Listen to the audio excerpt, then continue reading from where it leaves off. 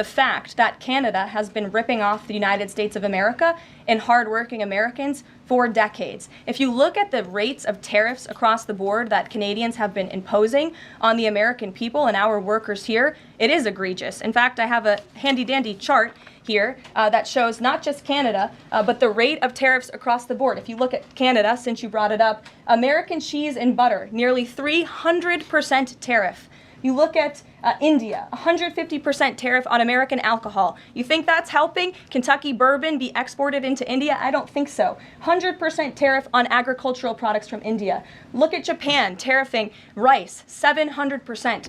President Trump believes in reciprocity, and it is about dang time that we have a president who actually looks out for the interests of American businesses and workers. And all he's asking for at the end of the day are fair and balanced trade practices, and unfortunately, Canada has not been treating us very fairly at all over the past several decades. To the woman in the purple, because I saw you were making a face at my previous answer, so what's going on? Actually, I have a couple of questions. At the core of pro-Palestinian protests on college campuses and elsewhere is a demand to end the war in Gaza, a goal that this administration actually supports and has pursued. So why has this not been acknowledged or highlighted even? Because these colleges and these protests have again put out Hamas propaganda. The flyers that have been distributed call for violence. The flyers that have been distributed have the logo of an organization that has held Americans hostage, that murdered innocent babies, that murdered men, women, and children. They are a designated foreign terrorist organization, and we are not going to tolerate non-citizens, foreigners who come here on a visa, engaging in such behavior, siding with terrorists. And the Secretary of State reserves the authority to revoke the green card or the visa of an individual who serves as an actually it says right here, reasonable grounds to believe that the alien's presence or activities in the United States would have potentially serious adverse foreign policy consequences to the United States. And I think siding with Hamas makes that quite clear. Secretary Rubio exercised that authority, and we fully believe that we are going to move forward with more arrests, as President Trump previewed in his statement yesterday.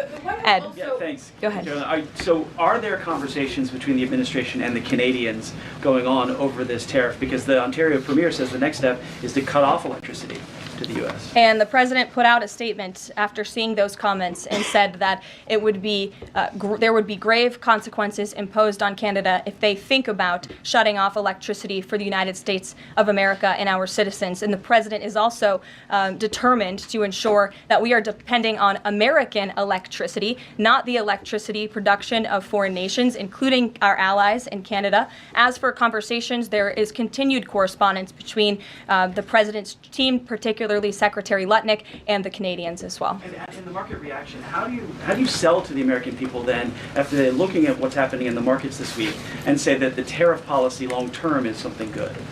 Well, just think about what the tariff policy long-term will do for our country. I think many of us probably grew up in small towns. I know at least I did, and the main street in my small town looks a heck of a lot worse than it probably did decades ago before I was alive. At least my parents and grandparents tell me so.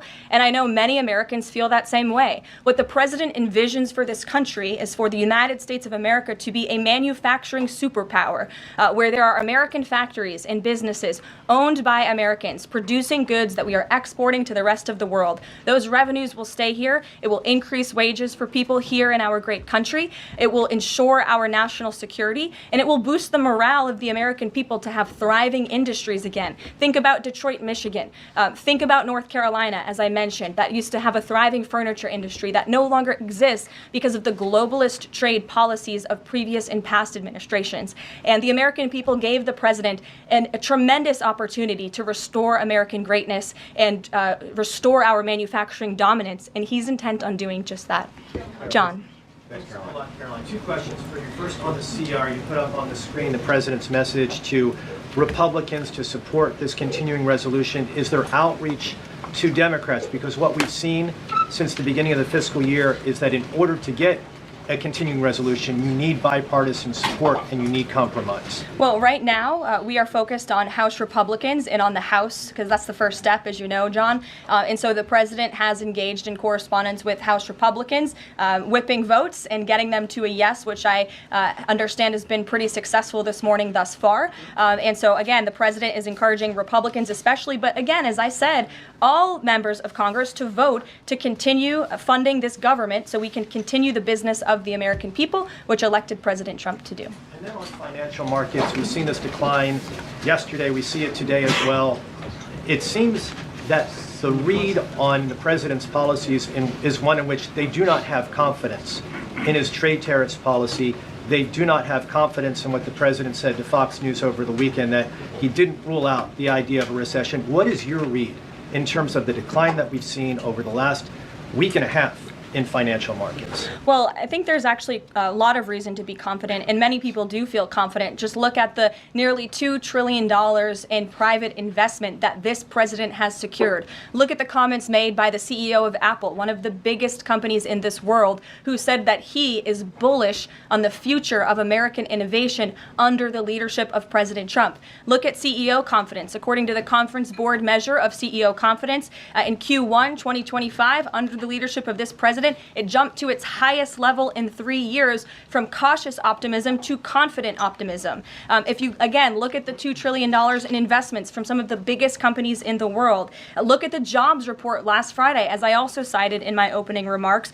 Fox Business reported that Trump sees a manufacturing boom in first full jobs report of his second term. Look at the auto jobs that have already poured back into America. We added 9,000 new auto jobs. Those are sticky jobs. Those are good paying jobs. That's 9,000 American families who will now be able to live the American dream because of the policies of this administration. You also look at small business optimism. The NFIB put out a report this morning. Small business optimism continues to be far higher than it ever was under the previous administration. There's a lot of reason to be optimistic. And again, the American people, CEOs and people on Wall Street and on Main Street should bet on this president. He is a deal maker, he is a businessman, and he's doing what's right for our country. He wants to restore wealth to the United States of America.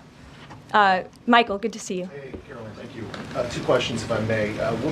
Will the administration be providing any relief to states affected by the Ontario power tariff? Well, the president has made it very clear that Canada would be very wise not to shut off electricity for the American people, and we hope that that does not happen. As for what would happen if that does take place, I'll leave it to the president to make those decisions. And does President Trump share the Justice Department's concern over rising egg prices and possible collusion of big egg? Well, we definitely do share the concerns of the American people when it comes to the price of eggs. However, good news, the average cost of a dozen eggs is actually down since Secretary Rollins and President Trump announced their plan. It's down $1.85. So that's good news on the cost of eggs. And as we know, under the Biden administration, egg prices went up 22%. This is another example of an economic mess that President Trump inherited, and the Secretary of Agriculture and the president are focused on fixing it. Secretary Rollins put out a 4-point plan rather, to address this crisis. And she has been honest and realistic with the American people, as this administration always is. It will take about 3 to 6 months to get the egg supply back to where it should be. But she's focused, and this administration is focused on doing that every day. Karen. Thanks, Caroline. Just back on the markets, you said that what we're seeing this week right now on Wall Street is a snapshot of a moment in time. But does the president think he bears any responsibility for the turmoil in the stock market this week? Look, the president is unwavering in his commitment to restore American manufacturing and global dominance, and I think he doubled down on that this morning with his new statement and the tariffs that will be implemented tomorrow on steel and aluminum. And he has said recently he's not looking at the market. He said you can't really watch the stock market, but all of the gains since Election Day have been erased in the S&P 500. At what point, how far do stocks have to fall before the president considers it a factor and changes course? Again, as I just said, the president will look out for Wall Street and for Main Street, just like he did in his first term, and people on Wall Street and Main Street should bet on this president. He's doing what's right for this country. Nick, good to see you. Good to see you too. Thank you, Caroline. So is the president prepared, like what we saw with Congressman Massey, to pressure other Republican lawmakers into supporting this continuing resolution?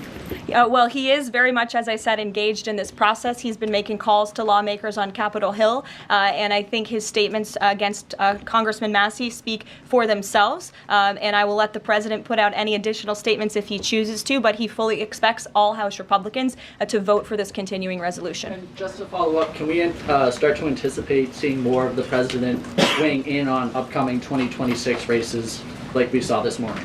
I'm not sure about that. I'm not even sure if I'm allowed to speak about that from this podium. I would check in with our outside political team for guidance on future races and the president's involvement.